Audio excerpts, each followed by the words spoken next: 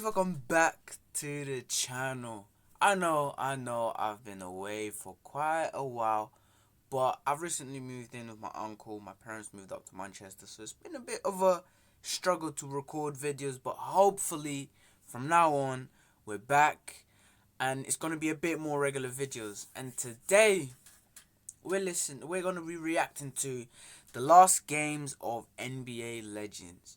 And I'm pretty sure Kobe should be here, because Kobe, if he ain't the greatest of all time, he's in that talk. And RIP to Kobe, his daughter, and the rest of everyone in that helicopter crash. And all the condolences to his family. And let's hope that Vanessa Bryant and their daughters are fine. But let's get into this video. If you guys do enjoy this video, don't forget to hit the like and subscribe for more videos like this. There's plenty of other videos here. I think there's 3, including my song. I was 16, so don't be harsh when you listen to it. But yeah, let's keep going. Let's listen to it. Some players retire with fanfare, farewell tours, celebrating titles. Kobe, some there's retire the GOAT, with injury Larry and bad Bird. performances. And some play their last game not knowing that this was their grand finale. These 10 NBA legends have won a total of 49 NBA titles and appeared in 142 All-Star games. Here are their last games in the NBA. Hold on, before we continue, a lot of people think Magic Johnson is one of the greatest point guards to ever play basketball. Comment down below if you do. Me personally, I find him a bit overrated. But if my dad's watching this, well, he's probably not. But if he is, he'll get on to me. I know I'm going to get the text message on my phone later if he does. But let's just hope he does. He is my dad's support. But yeah, if you do, comment down below and let me know. If you do, if you don't, let me know who is the best point guard. Me personally, I think the best point guard to ever play is CP3, Chris Paul, and he's the current best player in the league. So is Ja Morant, much better than Zion Williamson. Shaquille O'Neal. Towards the end of his career, Shaq wasn't really in the best shape, which limited his production on the court. He averaged just 9 points for the Boston Celtics in his final year, fighting through injuries that allowed him to play just 37 games in the regular season. Even though he wasn't fully healthy, Big D still wanted to play in the playoffs, and he got the opportunity in the second round against the Miami Heat. He played just 3 minutes before his Achilles gave out and effectively ended his Hall of Fame career. Damn. Shaq didn't even score in his final game. Michael Jordan. Damn. Most people retire once, but MJ did it 3 times. Oh, he did 3. I thought he just done it that like twice. I didn't actually know he did 3. I think my cousin told me that and I was right. But damn, Shaq really ended his career with the Celtics and scored no points in his last game. That's a bit sad. He had a great career, one of the best centers to ever play the game. It's a bit of a thing. But as I was going to say, Michael Jordan in a Wizards jersey is just not the same. It's not really the same. Everyone's used to him being with the Chicago Bulls. I don't know why he went to the Wizards. He should have just stayed retired.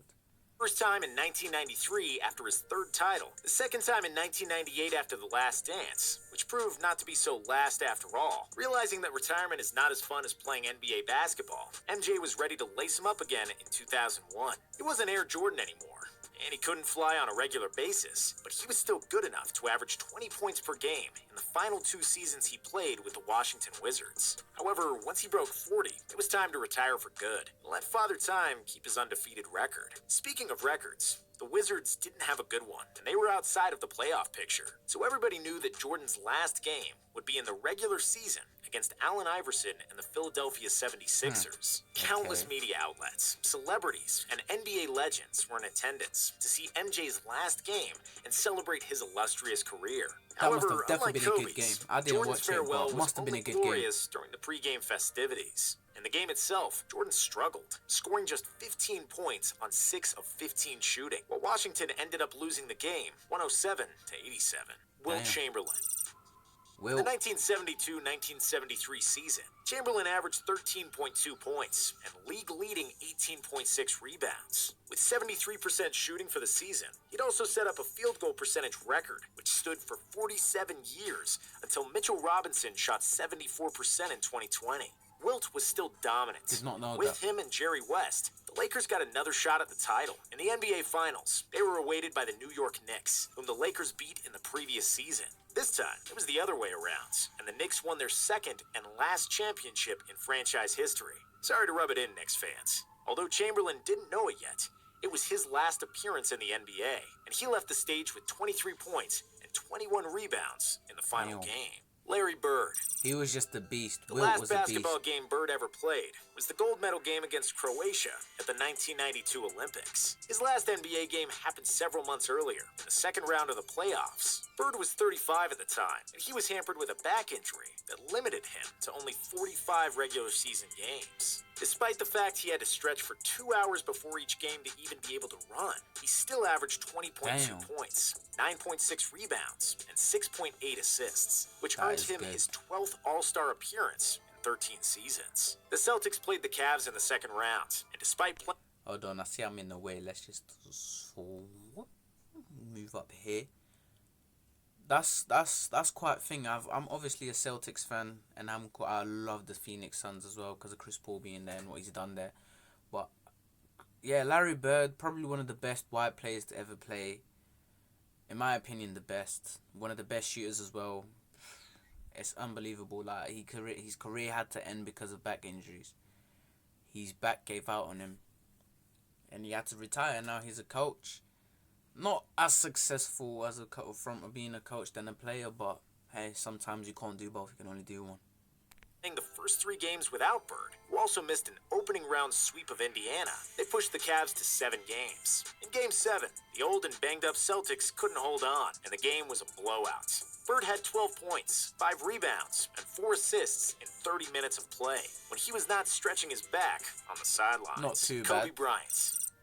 Sometime Kobe, during the first quarter of the 2015-2016 regular season, Kobe Bryant had published Dear Basketball, a beautiful poem about his love for basketball and his subsequent retirement at the end of the season. The rest of the year turned into a farewell tour, as all the franchises, players, and fans were trying to celebrate one of the greatest players to ever do it. His low-scoring games didn't matter anymore, as we all learned to enjoy the candid, relaxed, and joyful Kobe in his last season. The Lakers were bad that year, and Kobe averaged 16 points per game on 35% shooting for the season, and the moments where he looked like Mamba were very sparse. Can you do me a favor? I want you to get 50 in your last game. Shaq challenged his former teammate on Inside the NBA, to which Kobe 60. laughed and said, no way. And then it happened. Filled with adrenaline from the packed Staples Center, his family, and countless celebrities, Kobe went out in style like nobody ever did before him. After he missed the first 5 shots of the game, he calmed down and started hitting. By the end of the third quarter, he had 37, a miracle in itself. But Kobe was far from done. In the fourth quarter, he did what he had done so many times. He carried the Lakers to victory, scoring 23 more points, making one tough jump shot after another. He outscored the entire Jazz team in the fourth. Bear in mind that Utah was fighting to get into the playoffs, so it wasn't like they were letting him shoot because it was his last game. Kobe left the game with 4 seconds to go, to a long-standing ovation from the LA crowd, who knew they witnessed one of the best performances in basketball history. Bryant set some records in that game, and the 60 points he scored on a career farewell is the most ever, and no player before him had scored even 30 points in their last game. What else can I say? Mamba out, said the emotional Kobe, leaving the game he loved all his life and the career where he gave his all for 20 years. Tim Duncan. It's honestly so sad, the fact that Kobe had to go the way he went, and even his daughter, only 13 years of age, and she's gone like that as well. But Kobe, who would have thought, like 81 points against the Raptors and then 60 against the Jazz in his last game. And like the guy said, he's got the record of being the only player so far to in his last game score more than 30 and be the only player in NBA history to score 60. That just shows how good Kobe was. Kobe and this guy right here that's on the screen now, Tim Duncan, are probably 2 of the most underrated players to play basketball. Kobe gets a bit more respect than Tim Duncan, but it's just not enough for what he done to the Lakers, with the Lakers as well. But, you know, that's my opinion. While we were watching the last game of Tim Duncan's career, we didn't 100% know that it was his last game, but we all suspected it. Duncan who turned 40 in April of 2016, entered the playoffs after the worst statistical year of his career. After an All-Star and All-NBA year in 2015, he finally showed more advanced signs of aging in 2016, averaging just 8 points per contest. In the series against the Oklahoma City Thunder, Duncan struggled, and it was clear that his mobility and athleticism are a thing of the past. He did manage to score 19 points, with 5 rebounds and a block in the last game, which was his best game of the playoffs. Before he left the floor and headed to the locker room, quietly and without any fanfare, Timmy raised his hand in the air the last time. Kareem Abdul-Jabbar. Kareem Abdul had one of the longest NBA careers and was productive even into his 40s. The Lakers had won 2 titles in a row in 1987 and 1988, and Kareem, who would turn 42 during the 1989 season, said that this would be his last campaign. The whole season turned into a farewell tour for Kareem, with opposing teams paying tribute to one of the most dominant players to ever step on the hardwood. The tour culminated in the last regular season game at the LA Forum, where the Lakers gave Kareem an oversized rocking chair, with Pat Riley, Magic Johnson, and others delivering heartfelt speeches, and Kareem's son singing the national anthem before the game. But because the Lakers were a playoff team, his real last game happened in the 1989 NBA Finals, where the Lakers would get swept by the Pistons, who avenged their loss from a year before. Magic got hurt during the series, and Kareem was 42, and he couldn't have helped the Lakers with more than 12.5 points and 5 rebounds in 4 games. Before he rode off into the sunset, Kareem notched 7 points and 3 rebounds in his final game. Magic Johnson. Magic Johnson shocked the world in 1991, retiring from the NBA because he contracted the HIV virus. He was 31 at the time and still in his prime, just coming off a loss in the 91 finals against the Chicago Bulls. But basketball remained his passion, and Magic could not stay away. First, he returned for the 1992 All-Star Game in Orlando with an emotional performance that earned him the game's MVP award. He was then a part of the 1992 Dream Team at the Olympics, and he wanted to return to the NBA for the 93 season. However, he opted against the comeback when some of the NBA players expressed fear about competing against someone who had HIV. After a short stint as the Lakers head coach in 1994, Johnson finally made his comeback as a player in 1996. Noticeably heavier and a bit slower, Irvin still showed that there was a lot of magic left, as he averaged 14.6 points, 6.9 assists, and 5.7 rebounds as a power forward, leading the Lakers to a 22-10 record in 32 games played. The ending wasn't so sweet after all, as the Lakers lost in the first round of the playoffs, with internal problems within the team. Magic's stat line in the final game read 8 points, 5 boards, and 5 assists in 30 minutes of action. I'm going out on my terms, something I couldn't say when I aborted a comeback in 1992, Magic said in his retirement announcement. Hakeem Olajuwon.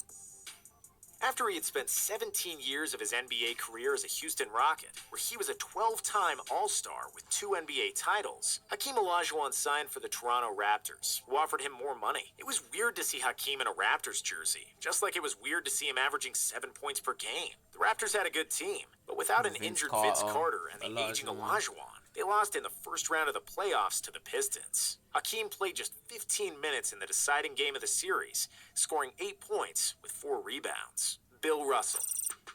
The 1968-1969 Celtics. I'm sorry, but any NBA fan might disagree with me, but the real GOAT is Bill Russell. 11 rings. I don't care if there was less teams back in the day or anything. It's still one of the best achievements to go to 13 finals and you win 11 of 13. He is honestly one of the best centers to play, and surely the GOAT of the GOAT, especially when it comes to rings. He has enough for all his fingers in his hand and an extra one on the side just if he wants to show that off as well. He is honestly the GOAT, the real GOAT. Were not considered to be championship contenders due to their age, and only the 4th best record in the East. Despite low expectations, Boston had beaten Philadelphia and New York on their way to a new finals appearance. In the finals, they were met by the Lakers, who previously had All-Stars Jerry West and Elgin Baylor on the team. But now they also added the biggest star of them all, the amazing Wilt Chamberlain. Nobody expected the Celtics to win, even after they pushed the series to a Game 7. The Lakers were so sure of their victory that they placed thousands of balloons under the roof to celebrate their first championship since the team moved to California. But that celebration did not happen. and the balloons were never released. Led by player coach Bill Russell, the Celtics won 108 to 106, which was their 11th title in 13 years. Russell scored just 6 points, but he grabbed 21 rebounds and dished out 6 assists in one of the biggest surprises in the history of NBA Finals. Damn, that was a good video. Honestly, that just shows. It just shows. Don't be cocky. It's the same thing with France and Portugal. I guess France was all thinking they were going to win the Euro and then they ended up losing. So the Eiffel Tower didn't go to the Portuguese flag because they had it all ready for the French flag. But damn, I did not know that. But I hope you guys enjoyed the video. If you did, make sure to like and comment and subscribe. And I'll see you on the next video.